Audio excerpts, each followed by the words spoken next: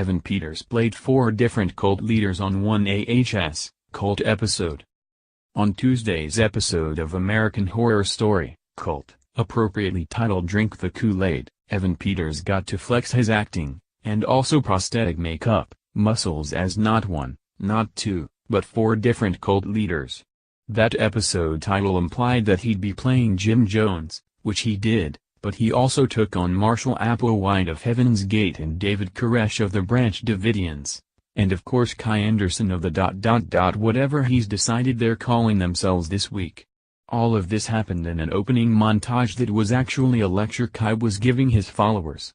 Later, Evan showed up as Jesus in a weird flashback, dream sequence, but since that made even less sense than the Valerie Solanas episode, I'm just going to pretend it didn't happen.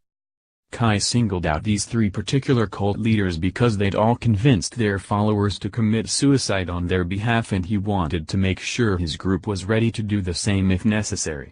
Real power is having people loyal enough to you that if you ask them to, they will kill themselves, he said. They will override their natural survival instinct in service of your needs and will. Hoo boy, this shit is getting real. But onward to the photos. Applewhite, also known as Do, was the leader of the group Heaven's Gate, which believed the Earth was on the verge of getting recycled. To avoid getting recycled themselves, they attempted to hitch a ride on a spacecraft that they believed would be trailing the Hale-Bopp comet, which was visible in 1997. While the group was staying in a rented home in Rancho Santa Fe, California, Applewhite convinced them to eat barbiturate-laced applesauce and/or pudding. In total, 39 people died. Koresh led the Branch Davidian sect, specifically a group that lived in a compound in Waco, Texas. The U.S. Bureau of Alcohol, Tobacco, and Firearms raided the compound in 1993 as part of an investigation into the group possessing illegal weapons. After that raid resulted in the deaths of 10 people, the FBI began a siege that lasted 51 days.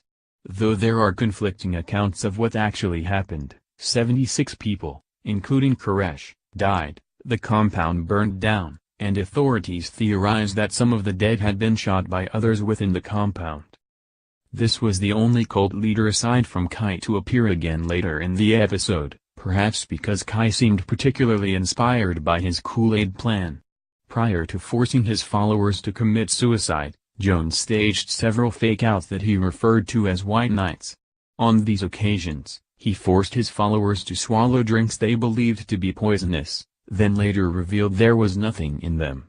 Kai must have paid close attention to that part of Jones's story, because he made his followers do the exact same thing in this episode. Yes, I realize Evan has been playing Kai since episode 1, but he got even more cult-y this week, and I truly didn't think that was possible. He's got his people calling him divine ruler now, and like all of the men above, has them ready to kill themselves if he deems it necessary. In non-Kai news, Ally has cured herself of her phobias and is wearing angry black eyeliner to prove it. She said she did it by focusing on a new mission, revenge against Ivy. Taking a cue from Applewhite and Jones, Ally put arsenic in some pasta and wine and murdered Ivy. It seemed like she was going to do the same thing to Kai in order to get Oz back. Kai had kidnapped him, sort of, but instead she just made him a poison-free man each and then acted like she was supportive of his philosophy. This is obviously some sort of game she's playing, but it doesn't seem like one with any winners.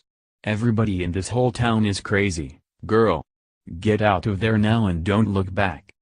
There are only 2 episodes left of Cult, but as is so often the case when each American Horror Story season draws to a close, I no longer care about what happens to any of these people.